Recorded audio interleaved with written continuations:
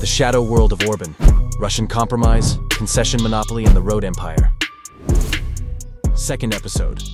Hungary is a state in the heart of Europe that increasingly resembles an authoritarian construct with its hierarchy, clones of the Soviet past, and shadowy flows of funds.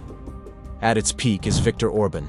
In the first part, we already talked about the corrupt assets of Orbán's family, but now it's time to look deeper into the essence of his power, the basis that allows him to maintain control over the country for decades, coming to power thanks to direct ties to the secret services since Soviet times, and maintaining power with the support of oligarchs from his entourage, who were allowed to redistribute the state budget.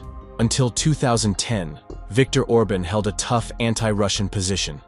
However, suddenly his rhetoric changed dramatically. The reason is the compromising material that Russian intelligence, the Russian Foreign Intelligence Service, and the Kremlin itself possess. Our first meeting has happened 2009, when I was that time in opposition, and I visited him in St. Petersburg, and we had a meeting in a library to clarify all the sophisticated and sensible point of the relation between the two countries, because the history of Russia, Soviet Union, and Hungary is rather complicated. They several times attacked and occupied the country. 56 revolution crashed by them. We are very strong anti-communist political party, so it was not an easy job to find the proper basis how we will cooperate in the future. These are not hypotheses, but facts that are confirmed by both Hungarian investigative journalists and former state officials. The key element of the compromising evidence is the fact that Orbán himself was recruited while serving in the military in 1981 to 1982. He was recruited by the military counterintelligence of Communist Hungary, the 3rd/4th unit of the Ministry of Internal Affairs. In the documents of that time, he appeared under the agent's pseudonym Győri Gábor. The person with this pseudonym was born on May 31, 1963 in the city of Székesfehérvár, exactly where Orbán was. According to the data obtained, the military counterintelligence conducted the agent case until 1988. At the beginning of Viktor Orbán's political activity in 1988 as the founder of the Fidesz party, materials confirming his cooperation with the Hungarian special services were destroyed, but copies were transferred to Moscow to the KGB of the USSR, namely to the RT Department, Intelligence from the Territory, as a promising agent for further work with him. Lajos Simicska, born 28 January 1960. Lajos Simicska is a former Hungarian business magnate, a former politician of Fidesz, and he was the head of APEH, Hungary's Internal Revenue Service between 1998 and 1999, during the first government of Viktor Orbán. He was the 9th richest person in Hungary in 2016, dropped to 49th in 2020. He had extensive media interests, which included Magyar Nemzet, the #1 daily conservative newspaper, the radio station Lánchíd Radio, the weekly magazine Heti Válasz, and the television network Hír TV. An oligarch and former Grey Cardinal of Orbán's government, who served with him in the army and lived with him in the same dormitory room, also claimed cooperation.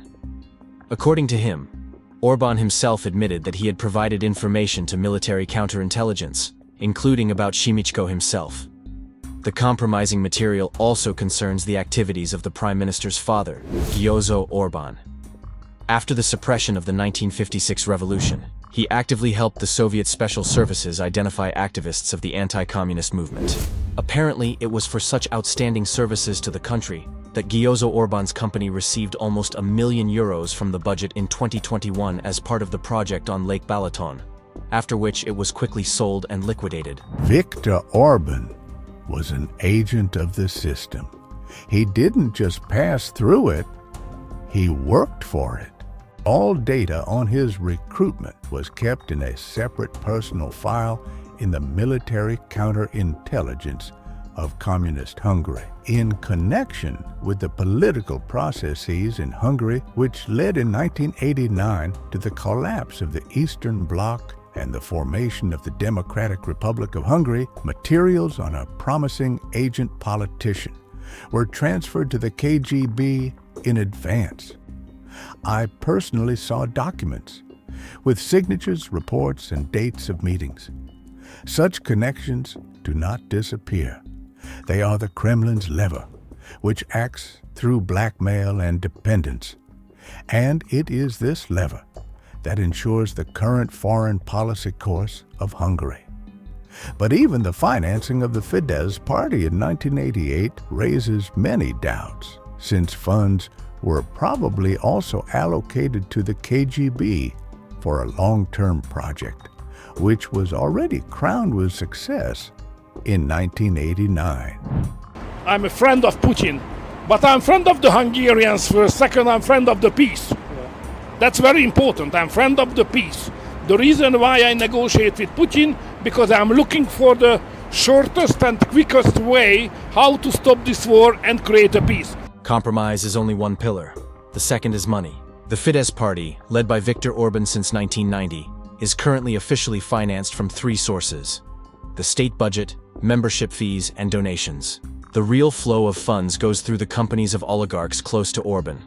Lajos Simicska, through his companies Kozgep and Mahir, has repeatedly won state tenders. Lőrinc Mészáros is a Hungarian oligarch, businessman, and former politician. He was born 24th of February 1966. Lőrinc is a Hungarian businessman and former politician who served as mayor of the Hungarian village Facade between 2011 and 2018. With an estimated wealth of 1.241 trillion forints, $3.2 billion, as of December 2024, he is the richest person in Hungary. Several media outlets refer to him as an oligarch. Lőrinc Mészáros, a childhood friend of Orbán, has received hundreds of millions of euros in state contracts since 2010. Key figures in Orbán's government, Antal, Rogán, and János Lázár, are responsible for the formation of corruption schemes for the distribution of state funds. The largest of these schemes is the concession management of highways. Since September 2022, 1,666 kilometers of roads have been transferred to MKIF Zert until 2035. In the first year, the consortium declared 22 billion forints of net profit. In 2023, MKIF received 148.2 billion forints from the budget, of which 20 billion went to dividends. MKIF consists of 6 companies: Primus, Secundus, Tertius, Quartus, Quintus, and Sextus, all created on the same day, July 11, 2022. Employees, from 1 to several, but profits reach hundreds of millions of euros. Let's take a closer look at the structure of MKIF and their profits for 2023. Primus, 127.5 million euros, Secundus, 90 million euros, Tertius, 80.4 million euros, Quartus, 49.2 million euros, Quintus, 34.9 million euros, Sextus, over 24.8 million euros, having only one employee. Total profit, over 150 billion forints. Addresses: Akron 2, Budors, and Alcatraz 53, Budapest. All companies are controlled by L. Mészáros and LC.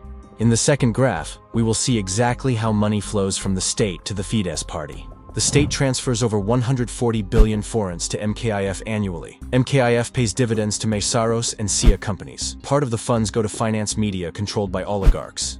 Through indirect channels, these funds support Fidesz, from advertising to black money. This is not a business. This is a centralized pumping out of budget funds. MKIF companies were created synchronously on July 11, 2022. All are registered at 2 addresses. In fact, they are paper structures without a real staff. For example, MKIF Sextus has 1 employee and declares profits of tens of millions of euros. In 2023, 97% of all their income is funds from the state budget, partly from EU funds. Of these, more than 20 billion forints went as dividends to people affiliated with Fidesz. Because of this, the anti-corruption organization Transparency International filed an official lawsuit against the European Commission for violating the principles of transparency, preventing competition, and abusing the concession model. This is not an exception. It is a systemic mechanism for Orbán to maintain power. Transparency International filed a formal complaint in 2024. The investigation is ongoing, but MKIF continues to operate without oversight. The concession model has become a private service system for the ruling party. Corruption in the public sector in Hungary has been increasing for more than a decade. As a result, for the second year in a row, Hungary has the lowest score among European Union member states on the Corruption Perceptions Index. In early February 2025, Hungary was officially denied European Union funding worth about €1 billion, which was frozen due to corruption charges. Hungary today is not just a country with corrupt practices. It is a state in which compromising material, connections with foreign intelligence services, and state financing of private interests of a narrow circle of individuals have become the basis for maintaining power. Viktor Orbán, using his past, the influence of oligarchs and billions in the budget, has created a model that is positioned as an alleged democracy.